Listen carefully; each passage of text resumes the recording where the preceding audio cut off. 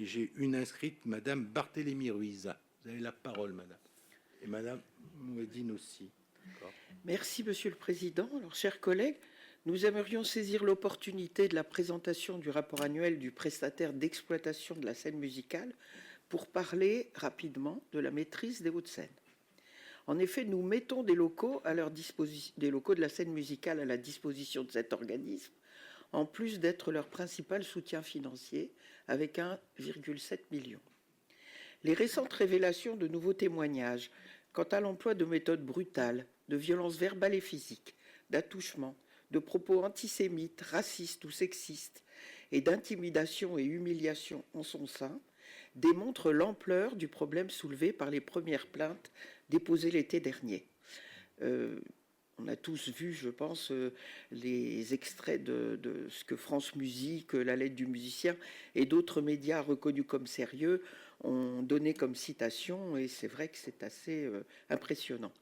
De plus, des parents, comme ils ont dû le faire avec d'autres collègues membres de l'Assemblée départementale, en particulier dans les villes qui participent au financement ou prêtent des locaux à la maîtrise, donc des parents nous ont alertés depuis quelques semaines sur leur manque de confiance quant au processus d'audit interne engagé par la maîtrise.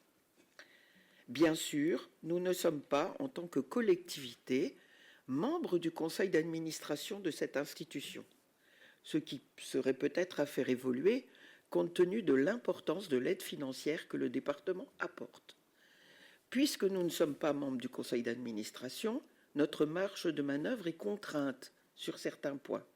Mais je crois que nous partageons tous ici le désir sincère d'accompagner au mieux les élèves et leurs familles, ainsi que la maîtrise elle-même. Le conseil départemental n'hésite pas à prendre des mesures conservatoires au sein de ses propres services et prestataires dès qu'il y a un soupçon de quoi que ce soit, et en particulier de violences sexistes et sexuelles ou de situations qui menacent la protection des enfants. On sait que notre département y est très attaché. Alors, pour soutenir les victimes et éviter que des situations inacceptables ne se reproduisent, nous pouvons prendre dès à présent des positions claires qui ne nuiront ni à l'institution, ni aux enquêtes de police ou internes, ni aux victimes. Ainsi, en amont du vote de notre subvention annuelle à la maîtrise, qui adviendra normalement dans une prochaine commission permanente, nous aimerions formuler 3 questions ou suggestions. La première, pouvons-nous envisager de demander formellement la mise en retrait complète et effective du directeur artistique Gaël Darchen, en attendant que les nouveaux témoignages soient l'objet d'une enquête interne approfondie? Nous avons entendu dire qu'il ne venait plus sur place, notamment depuis le jour où, Monsieur le Président, vous avez été auditionné par la commission d'enquête parlementaire. Mais formaliser cette situation apporterait plus de sécurité aux parents, dont certains, après avoir dénoncé des faits concernant par exemple leur fille, nous ont dit avoir fait l'objet de menaces à mots couverts. Plusieurs ont d'ailleurs retiré leurs enfants de la maîtrise à titre conservatoire. Deuxième question, le premier audit ayant essentiellement porté sur des aspects financiers, le conseil départemental pourrait-il faire la proposition à la maîtrise d'engager un organisme d'audit extérieur, à la manière de la fondation anciennement dénommée Abbé Pierre, comme exemple récent, afin de restaurer la confiance envers le processus d'enquête interne? Et enfin, dernière question, le conseil départemental pourrait-il auditionner le conseil d'administration de la maîtrise concernant leurs dispositions relatives à la protection de l'enfance, afin d'en vérifier la solidité et d'intégrer cet aspect à toute convention de financement future? Je vous remercie. Bien, Madame, je vous ai pas interrompu, je vous ai laissé parler parce que c'est un sujet délicat et je voulais pas donner le sentiment que je me dérobe. Pour autant, ça n'a rien à voir avec l'ordre du jour. Rien. Et que je pense que si vous vouliez qu'on débatte de cela, vous auriez pu le faire. Je n'ai jamais refusé de vous recevoir, de discuter avec vous ou avec vos collègues pour expliquer un problème, plutôt que de le faire comme vous le faites en pleine séance publique, devant la presse. J'apprécie pas, je vous le dis, mais je vais vous répondre. Moi, vous savez, d'abord, au conseil d'administration, nous n'y sommes pas pour une bonne et simple raison, même si on donne beaucoup d'argent, comme pour d'autres associations, parce que j'ai pas envie que vous soyez en gestion de fait. C'est la loi. Voilà. Et vous savez que la gestion de fait, c'est réprimable et que vous avez de gros risques. Premier point. Deuxième point, il y a eu, paraît-il, des plaintes, je ne les remets pas en cause, qui ont été déposées, mais en même temps, il y a aussi ce qu'on appelle la présomption d'innocence qui existe dans ce pays.